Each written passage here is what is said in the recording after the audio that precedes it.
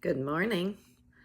I want to talk a little bit about what the Bible teaches about patience. And I'm going to reference Psalm 37, 7 through 9. Be still before the Lord and wait patiently for him. Fret not yourself over the one who prospers in his way, over the man who carries out evil devices. Refrain from anger and forsake wrath. Fret not yourself, it tends only to evil.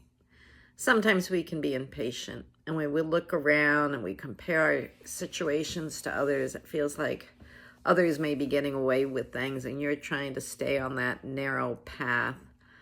But the Lord will fulfill his promises to you. Our Abba Father is a good God, and it says, be still before the Lord. Sometimes it's in the stillness. Sometimes it's not concentrating on what we see in other people's lives, but it's sitting still, being quiet, being thankful in and during the circumstances, despite what may be swirling around us. Maybe you're doing some workouts and you're not seeing the pounds shed off as quickly as you'd like, but it says wait patiently. I'm in a program and I've lost 3 pounds, but it's taken 4 weeks and I did not see anything between the first week and the second week. That was, I have to say, a little discouraging.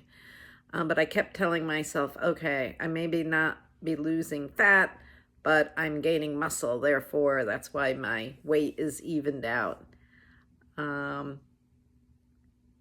what appears others prospering, they may be losing weight quickly, but maybe they're not developing a lifestyle of wholeness, of healthy walking, a healthy lifestyle that maintains a certain weight that you're looking to maintain this season. And the other option is to become angry with ourselves, angry that others are getting more out of something, but they may be doing it in an unrighteous way. And then we fall into temptation. Temptation turns to sin. And we're just adding to the chaos. So again, be patient with yourself, according to Psalm 37:9. And then there's other ones. Be joyful in hope, patient in affliction, faithful in prayer.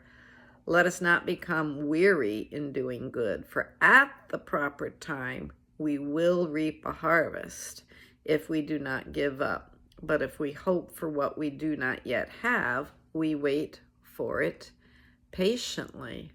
Again, another great verse that encourages us.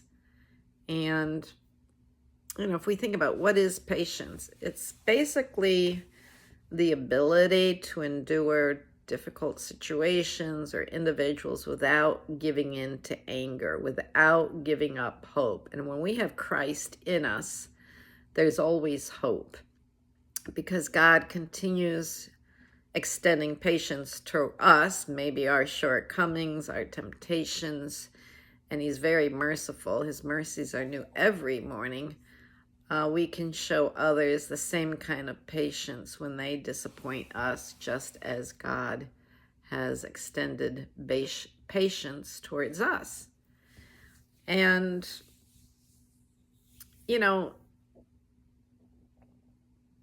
it's the quiet radiance. When somebody's patient, it just brightens, and it can be seen on others. Another verse I like to take a look at is Proverbs 15:18. Hot tempers cause arguments, but patience brings peace.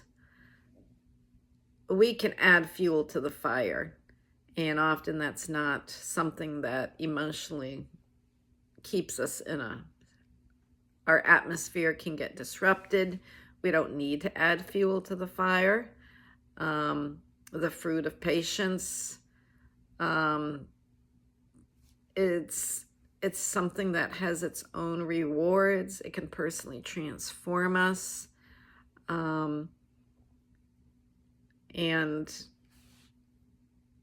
Proverbs 14:29 says that those who are slow to anger possess great understanding, while those who are quick-tempered show off their folly. In essence, it's saying that patience and self-control, you can make wise decisions and avoid impulsive actions.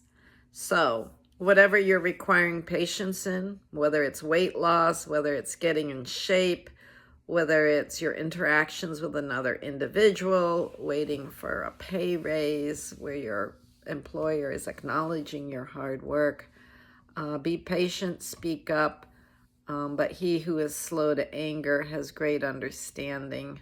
So I would just encourage you that through humility and gentleness, having a humble, gentle, patient, we're to bear with one another in love. It's a call to walk like Jesus did, and we prioritize humility and love in the midst from some very contentious interactions we might find ourselves in.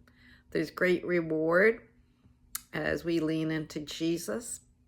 Be patient with the process. It's often not a turning on and off switch. Sometimes it's a process. So I want to bless you with that thought today. I hope that encourages you, and hope to see you later on this week. Bye-bye.